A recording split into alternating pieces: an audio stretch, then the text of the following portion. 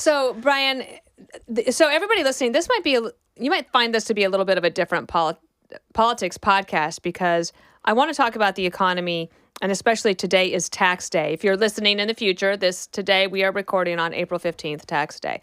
Although I got to tell you, with taxes and regulations, it feels like every day is tax day. It's a lot. But let's start with maybe for people who aren't familiar with you, a little bit about where you grew up and how you ended up on the Big Money Show.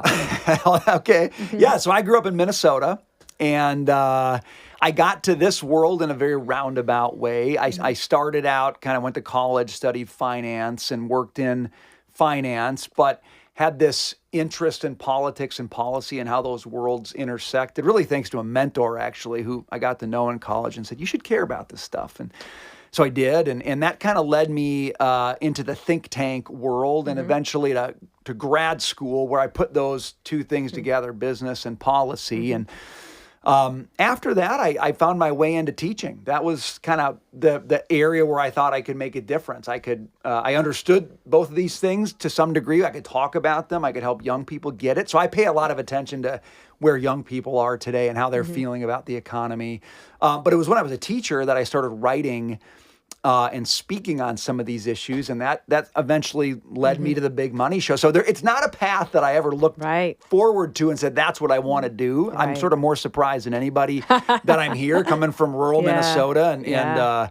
But I love this job, and I get to intersect people who, when I was learning in college, were my heroes. I mean, like the Larry Kudlows of the world. I used to watch him every night. You know, it's part of how I kind of cut my teeth. So it's just awesome to be doing this now and participating in that. Well, I'm thrilled to know you. You are Minnesota nice, which is also another thing that we like here on this podcast. So in the first segment of this podcast, I just want to get your sense of what is the state of the economy right now, and especially with that inflation number that came out last week. What is that doing to actual people? For setting aside politics, like what is the effect on people? Well, that's a good question, and I would say the sense I get in our own life as a family, but also for those who are close to me and all throughout the country, it is bewildering to people to walk into a store, or even now, more importantly, I think, to get your home insurance quote or your car insurance premium, and to say to yourself, what happened to these prices? I do not understand this.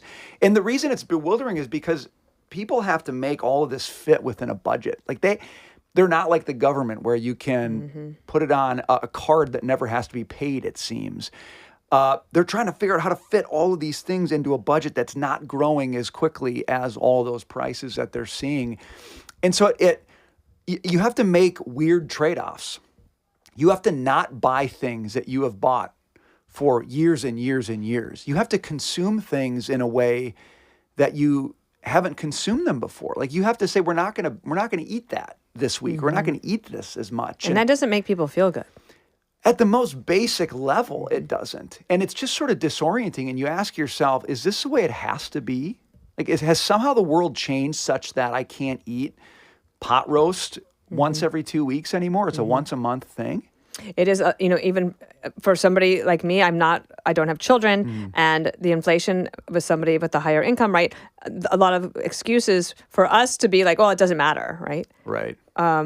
Well, I started even to notice it too, like at restaurants with steaks over $55. Yeah. I was like, what? I made a choice the other day based on a price. Oh, really? Right, on a, I was like, I'm not paying that for that. I'm not doing that. And so I think about people who, Harold Ford Jr. saw this woman in a supermarket. This is a while ago, but it was within the window of the last 2.5 years when inflation has gone up. And he said she was wearing scrubs, as a young woman.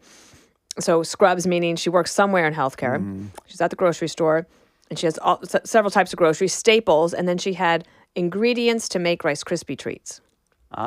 She gets the checkout, and as things are going through, he said that you could see her calculating ahead of where the checker was checking things out, and she quietly took those Rice Krispie treat ingredients out. And I imagine she's not making them for herself, right? That was for a kid. Yeah. And that has an effect on people's psyche. You know what it does?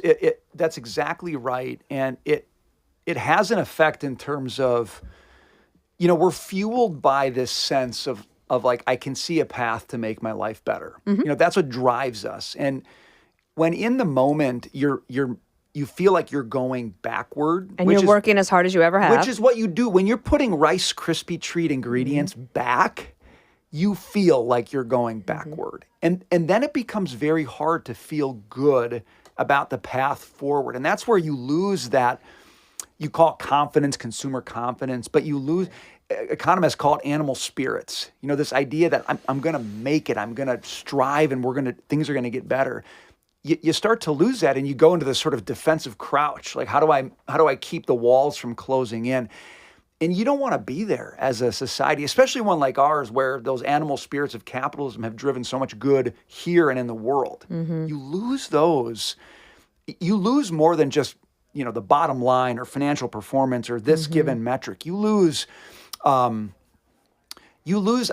put it this way, like you lose some of the swagger that makes America great. And wages have not kept up with inflation. Right. President Biden and his team have for many months said, things are better than you think they are, or than you feel they are. Have they started to realize that messaging is not working? I'm not the politics expert, but I can tell you that's not a winning way to communicate. Even in your own personal relationships, it's not good to say to that person. It's a lot, how you're feeling is really not representative of how things are. Don't anyone dare tell me that, right? So, that to me is a grasping for straw message. But what it comes back to is the choice the Biden administration has made about this economy. And you kind of had a choice early on. Inflation was starting to run out of control, and you could aim at that and say, we're going to fix that. Or you could say, but we've got all these ways we want to reinvent how people live and how they work and how they consume and what they do, and we can aim at that. And early on, they made the decision to aim at the reinvention thing, the EVs, the green spending. And when you do that, you by default say we're going to hope inflation gets better, but we're not going to aim at it. And I think all the messaging that's come out since then has been a result of that choice. What you aim at, and then how you try to message the other thing. And what they found is people don't buy how they're messaging the other thing. Is there anything that President Biden can do right now? Is there anything in his power, not the Fed's power, his power, that he can do between now and Election Day that would bring down inflation? I'm glad you put it that way, because the Fed has been doing things and he's been leaning on them pretty hard. I would say the only way you can fix inflation is you open up the floodgates of production and you clamp down on the floodgates of spending. And if you do both of those things, you can bring prices down. In terms of production, that's where you talk about regulation. How many hoops does a business have to jump through before they produce and hire? And we all know that they've ramped up regulation a lot in this economy, especially in industries like auto manufacturing. And that's, by the way, I think where a lot of people feel the problem too. Like, I want to buy a new car, but I can't afford that. The same is true with appliances. I want to buy a new appliance. This week, the Hill was the Republicans were going to have Appliance Week, and they were going to have legislation proposed and debate on the floor about and look, I get it. When the dishwasher takes 3 hours, like, it's annoying. So they wanted to try to get ahead of some of these regulations that are coming. I do feel like people do feel suffocated by the regulations. Yes. And I don't know if they draw a direct line from the regulations to the increase in prices for new vehicles, for example, or car insurance, housing insurance, housing repair, car repair. Everything is more expensive, so it adds up. And I just don't know if there's anything they can do, and I guess not. But the other thing is, and you can take a pass on this if you want to, but are the Republicans or President Trump talking about any sort of policy change that they would make that would affect inflation? And I don't see them talking a lot about reducing spending. Yeah, this is where I'm a skeptic. Me too. Because there's no track record there. Nope. On spending, there's no track record. Now, there is a track record on unleashing some of the growth potential of the economy. Production and regulations. And that's one way to get out of it. And I will say, I do think, so I don't have a lot of confidence in the spending side. One advantage, I think, former President Trump has, right or wrong, and I think this is very powerful, is he can point back to something he did and say, I did that and I can do it again. Right. And polls show that people believe, yes, and they remember the economy being better under Trump. And the New York Times poll over the weekend, yet once again, it's saying this, and it's driving the liberals crazy that that's the case. But it is what people remember. And I think that a lot of them want to say, but look what happened during COVID. But in a lot of ways, you know what a positive is in a sentence? It's like it's a word or a phrase that's surrounded by two commas in a sentence that if you pull it out, right, the sentence still hangs together. I feel like COVID times that's the way that people think about President Trump's presidency. They don't blame him for it. They don't blame Biden for it, really. They blame the Chinese for it. Yeah. And they don't like what happened. They might blame the government for being too heavy-handed. They might bring the so-called experts that close schools, but they're not blaming Trump himself. So you take that out and people are like, the economy was so much better. I never would have thought of the example of an A positive, but I love that example. And I do think, to put a political hat on for a second, the difference between 2022 and 2024 to me is that you have that track record on the ballot this time. It was not the economy stupid in 2022. No. But you also didn't have the track record that people believe on the ballot. And so what are you really investing your hopes in if not that track record? Now you do. And my last question on this before we go to a break and then come back and talk about taxes is you have seen consistently also in the polls that Hispanics and blacks are starting to pull away from Biden, looking to Trump. And the main issue is because of the economy. For example, energy jobs, and especially black men and Hispanic men saying, I guess in their minds are saying like, my job situation, my ability to even start a family, take care of my family, and to feel like I don't have to work 3 jobs just to make ends meet was better under Trump.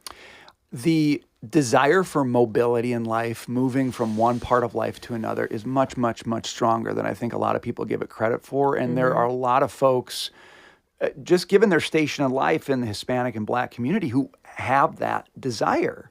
And they, again, you go back to the previous point about, do I think I can make my life better or not? Am I crouching or am I gaining? Right. They want to gain. Right. And this does not feel like an economy in which that happens. And that's for younger people or for people who are brown Americans, black Americans. I also think about senior citizens. So if they have a lot more money than other generations have in the past, right?